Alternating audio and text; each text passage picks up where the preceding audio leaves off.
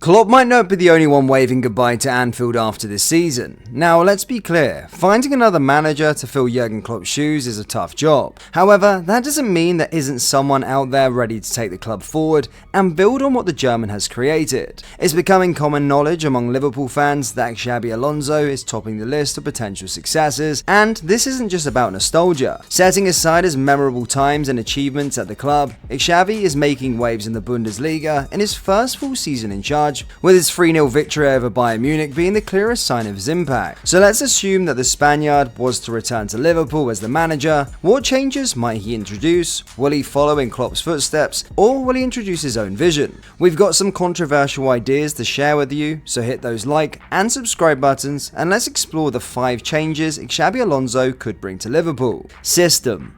Over the years, particularly under Jurgen Klopp, Liverpool has thrived with a back 4 in a 4-3-3 setup. Next season though, we might see the end of the 4-man defence. Xabi Alonso favours a fluid 3-4-3 formation. It adapts during the game based on whether the team has possession, but the trio at the back is a constant, with players moving fluidly to keep the team adaptable. We'll dive deeper into this later in this video, so don't go anywhere. Why would Alonso opt for such a shift? Firstly, it's clear this strategy is paying off for him. With 31 matches in all competitions and not a single defeat, the proof is in the pudding. The season has a way to go and anything can happen, but with such a track record, why mess with a winning formula? Even if hiccups occur as the season progresses, it seems it would just be about fine-tuning. Remember, achieving a 31-game unbeaten streak is no fluke. The second reason we think Xabi might abandon the 4-3-3 is his history of doing just that at Leverkusen. In the first 12 games of the 2022-2023 season,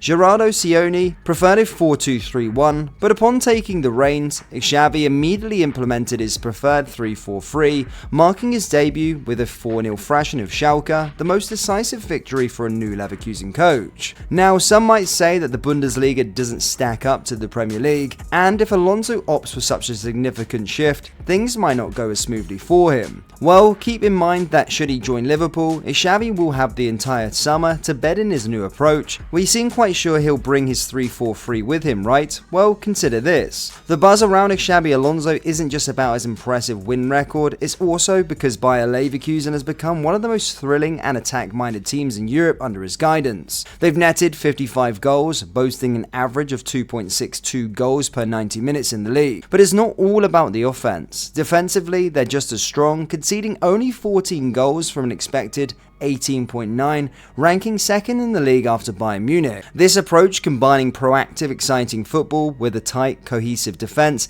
is a direct result of Xabi's adaptable 3-4-3 setup, and that's the key reason we think he's poised to switch up the formation. Playstyle. You've probably pieced it together by now, right? Since Alonso's approach to the game is tied to his formation and he's poised to revamp Liverpool's lineup, it naturally follows that the Red style of play is in a transformation. So does this mean the end for Klopp's famed heavy metal defend from the front football? Well, not exactly, but before any Liverpool fans panic, let us clarify. Take a look at this graph showing Liverpool's superiority in pressing compared to Bayer Leverkusen. It's hardly shocking, given that Klopp's squad has consistently been among the top pressing teams globally. Liverpool averages 9.1 passes per defensive action, whereas Bayer stands at 13.2. So while Xabi's pressing might not be as relentless as Klopp's, does that mean it's any less effective? Not at all. Leverkusen tops the Bundesliga charts for high turnovers with 231, showing that even with less aggressive pressing, they still manage to win the ball back high up the field. This success stems from precise timing in their pressing efforts and effective space closure.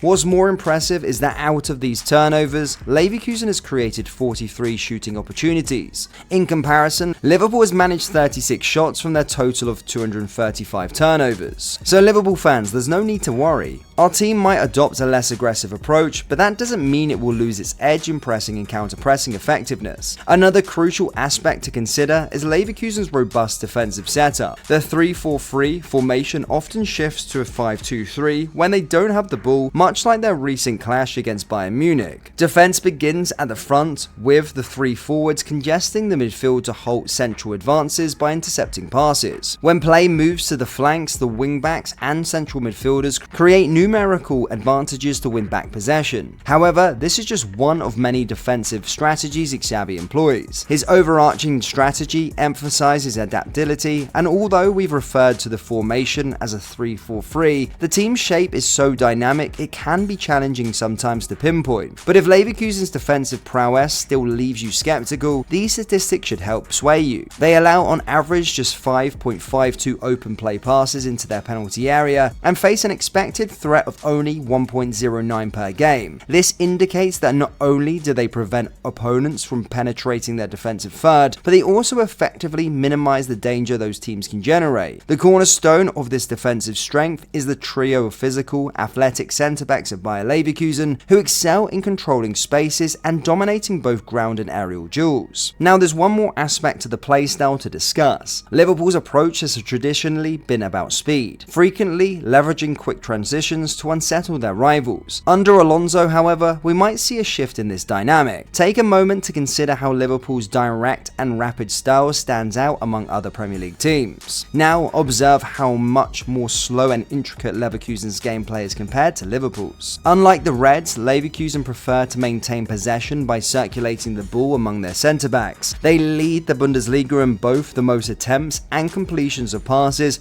boasting a pass completion rate of 87.3%. Liverpool, in contrast, has attempted and completed fewer passes with a lower pass completion rate of 83.1%. But does this shift imply Liverpool will abandon their dynamic approach, becoming a dull team to watch? Absolutely not. Alonso's squad ranks just behind Bayern for their most progressive passes and leads in passes into the final third, showcasing that proactive style. Leverkusen's possession isn't about aimlessly holding onto the ball. They use it strategically to bait the opposition's press, with one of their fullbacks advancing up the field as high as the winger. They create a symmetry that disrupts opposing teams' defensive shape and take advantage of that with direct progressive passes. For a deeper dive, check out our video on Xabi Alonso is the perfect successor to Jurgen Klopp. We're confident it will capture your interest. Trent Alexander-Arnold, officially a midfielder. You can't change the system and the playstyle without changing players' roles, can you? Well, this is exactly what could happen with Trent under Xabi Alonso's guidance. Sure, Trent has already been seen venturing into the midfield this season, albeit as an inverted right back. However, under the Spaniard's tutelage, we might witness Trent embracing the role of a full-time midfielder. The rationale behind this shift echoes Klopp's decision to invert Trent's position. It's about leveraging his exceptional ability to orchestrate play from the centre, utilising his remarkable passing range and vision to switch play and advance the ball while he no longer is restricted by the sideline. Leverkusen's preference for a 4-2 or a 3-2 build-up structure, coupled with their tactic of drawing the press by playing in their own half, aligns perfectly with Trent's prolific passing and technical prowess. Yet, this isn't the sole reason we foresee his permanent migration into midfield. Alonso expects his wingbacks to exhibit extraordinary stamina, constantly moving up and down the flanks. While Trent has the capability for such a role, his recent knee issue and years spent playing in high-intensity roles suggest a transition to a less physicality-taxing position could be timely. And who better to facilitate Trent's development into a world-class midfielder than Xabi Alonso, whose own career flourished in this very position. Furthermore, Liverpool boasts a rising star who fits the right wing-back mold preferred by Alonso, Connor Bradley. We're preparing a detailed player profile on Bradley, so make sure you are subscribed so you don't miss out. Players out. Now we approach the more controversial segment, so hear this out. Changes in management and system often leads to certain players falling out of sync with the new philosophies, right? Well, we're not suggesting Alonso is planning a complete squad overhaul, far from it. After all, Klopp and FSG have assembled a young and well-balanced team for the next manager. However, not everyone may align perfectly with the incoming strategies, so bear with us. Van Dijk stands as one of the best centre-backs of our era,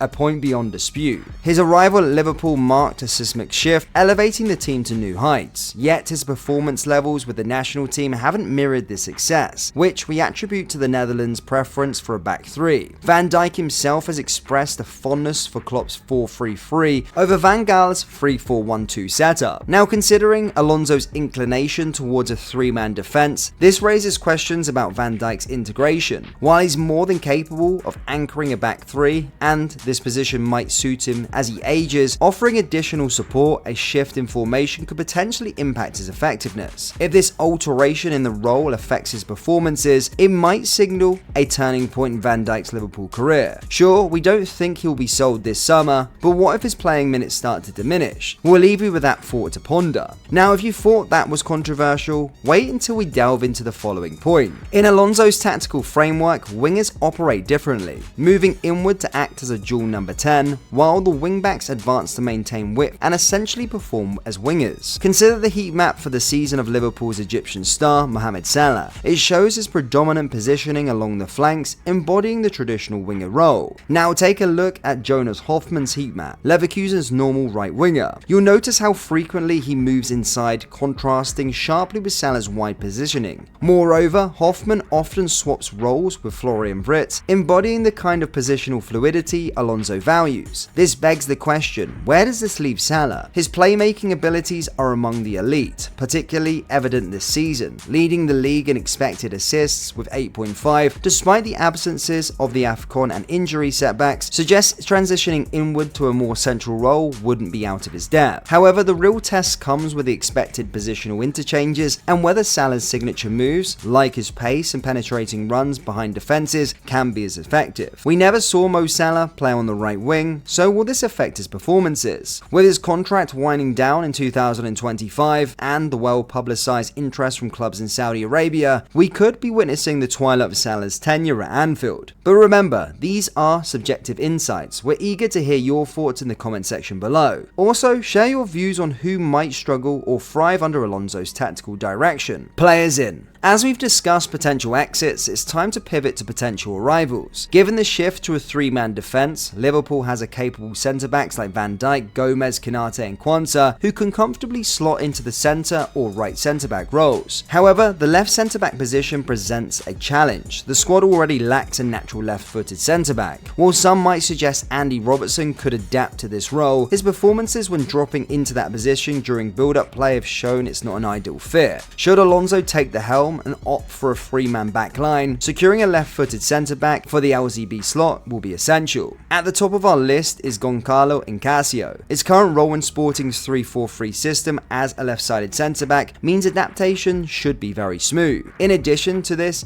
Ncasio technical proficiency, especially in ball carrying and progressive passing, aligns beautifully with Alonso's vision, making him the ideal fit for the proposed tactical evolution at Liverpool. For other roles, we've pinpointed Connor Bradley as a potential mainstay at the right wing back for Liverpool, yet there's no surefire prediction of this success, and even if he flourishes, the squad will benefit from additional completion and depth in this position. Thus, Alonso might look to bolster the right wing back spot with another capable player to provide competition for Bradley. Maybe Jeremy Frimpong might come in the same plane as Alonso. Do you have any other names on your mind? When it comes to other areas on the pitch, Alonso appears to have a wealth of options at his disposal, should he become Liverpool's next manager.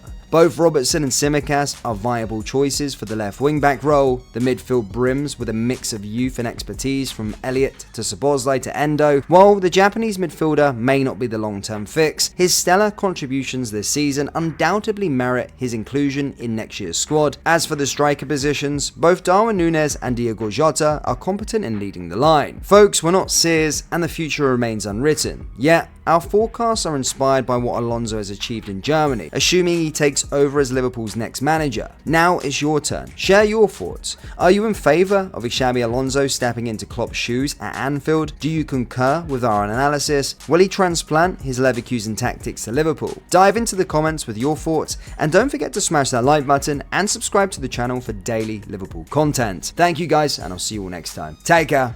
Peace.